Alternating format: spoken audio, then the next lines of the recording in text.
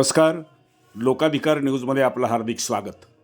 नाशिक जिल्ह्यातील मालेगाव येथील छावणी पोलीस स्टेशनच्या अंतर्गत येणाऱ्या रामसेतू तालीममध्ये 12-13 वर्षाच्या एका लहान मुलाबरोबर नेमका काय प्रकार घडला, कोण आहे तो प्रवीण रणजित चांगरे तिथला शिक्षक आणि त्याला पाठीशी घालणारे रामसेतू तालीमचे मालक दीपक पाटील आणि एका राजकीय पक्षाचा कार्यकर्ता सुनील चांगरे याबद्दल उपोषणाला बसलेले मच्छिंद्र गोविंद शिर्के हे नेमकं काय सांगत आहेत ते आपण ऐकूया.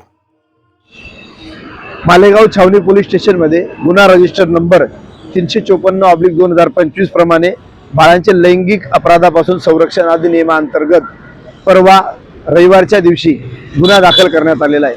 हा गुन्हा दाखल करताना पीडित बालक आणि फिर्यादीस जो 12 तास छावणी पोलीस स्टेशनमध्ये त्रास झाला त्या त्रासाच्या विरोधात आज रोजी अप्पर जिल्हाधिकारी कार्यालय मालेगावासमोर पीडित बालक आणि त्याच्या कुटुंबाने उपोषण आंदोलन केलेलं आहे.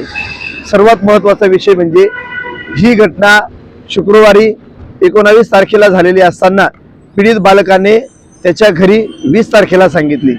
20 तारखेला सदर घटना सांगितल्यानंतर ज्या वेळेला 21 तारखेला सकाळी 7:15 वाजता पीडित बालकाच्या वडिलांनी डायल 112 आपत्कालीन क्रमांकावर संपर्क करून पोलिसांना विनंती केली की आम्हाला पोलीस स्टेशनमध्ये न बोलवता घरी येऊन या गुन्ह्याची चौकशी करून गुन्हा दाखल करा. परंतु छावणी पोलीस स्टेशन करून फोन आल्यानंतर पीडित बालकाला आणि त्या फिर्यादीला पोलीस स्टेशनमध्ये समक्ष जावं लागलं. पोलिसांनी सांगितलं की तुमच्या घरी येऊन चौकशी करता येणार नाही, तुम्ही पोलीस स्टेशनला येऊन द्या, त्याच्यानंतर गुन्हा दाखल होईल.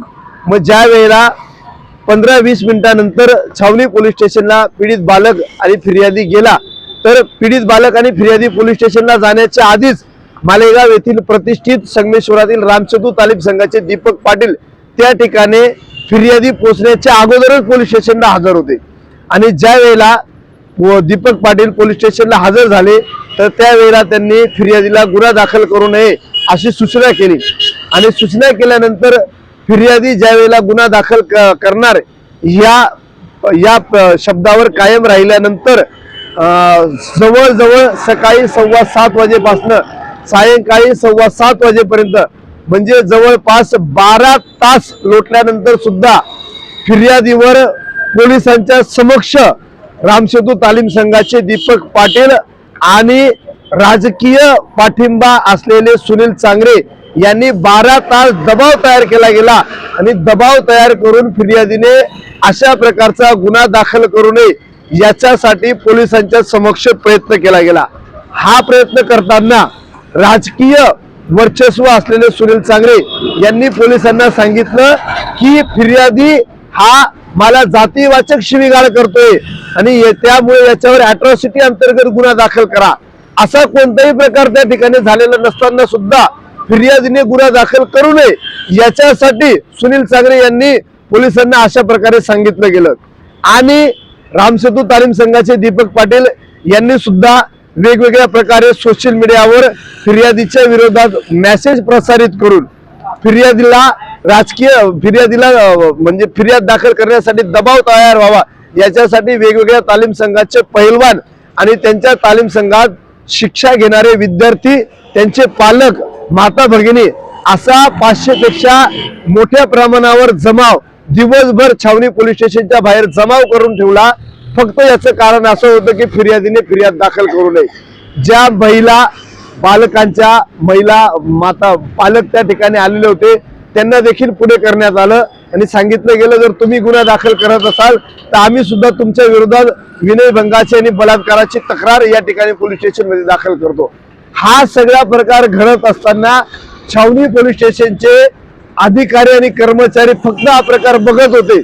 आणि हा प्रकार बघत असताना कोणत्याही प्रकारे पोलिसांकडून ऍक्शन घेण्यात आली नाही. या ठिकाणी फिर्यादीला पोलिसांच्या समक्ष शिवीगाळ केली गेली, दमदाटी केली गेली, खोटे गुन्हे दाखल करण्याची धमकी दिली गेली. आणि असा प्रकार पोलिसांसमोर जर घडत असेल तर आज फिर्यादीने पोलीस स्टेशनला जाऊन फिर्याद दाखल करावी किंवा आपली तक्रार पोलीस स्टेशनला दाखल करावी की नाही यासाठी सुद्धा एक मोठं प्रश्नचिन्ह तयार झालेलं आहे. आणि सर्वात महत्त्वाचं म्हणजे मालेगावातले कॅम्प विभागाचे उपविभागीय पोलीस अधिकारी यांनी सुद्धा फिर्यादीला सांगितलं का तू जर गुन्हा दाखल करत असतील तर तुझ्या विरोधात सुद्धा या ठिकाणी अट्रॉसिटी आणि विनयभंगाची किंवा बलात्काराची ज्या महिला तक्रार देत असतील त्यांचा सुद्धा गुन्हा दाखल करण्यात येईल.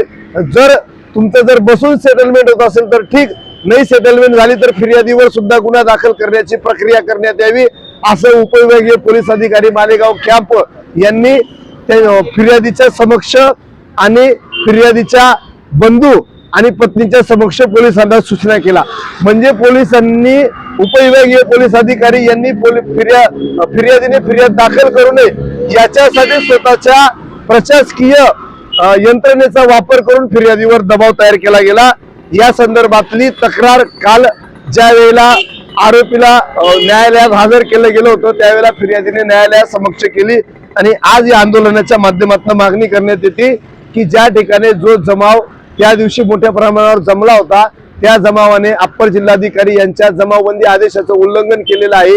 पोलीस स्टेशन मध्ये फिर्यादीला अश्लील शिवीगाळ करून दमदाटी केली आहे, खोटा गुन्हा दाखल करण्याची धमकी दिली आहे, असे दीपक पाटील आणि सुनील चांगरे यांच्यावर आतापर्यंत पोलिसांनी कोणत्याही प्रकारे कारवाई केलेली नाही. यांच्यावर पोलिसांनी लवकरात लवकर कारवाई करावी.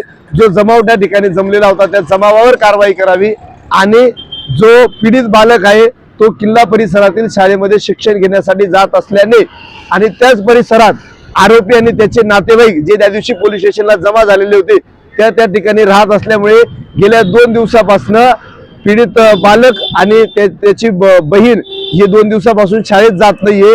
लवकरात लवकर त्यांना पोलीस संरक्षण देण्यात यावं आणि अशा प्रकारे याच्यानंतर सुद्धा आरोपी आणि त्याच्या नातेवाईकांकडून खोटा गुन्हा दाखल करण्याचा जर प्रयत्न केला गेला तर तो गुन्हा न्यायालयाची परवानगी घेतल्याशिवाय किंवा न्यायालयाची चौकशी घेतल्याशिवाय दाखल करण्यात येऊ नये अशी मागणी आजच्या आंदोलनाच्या माध्यमातून करण्यात आलेली आहे.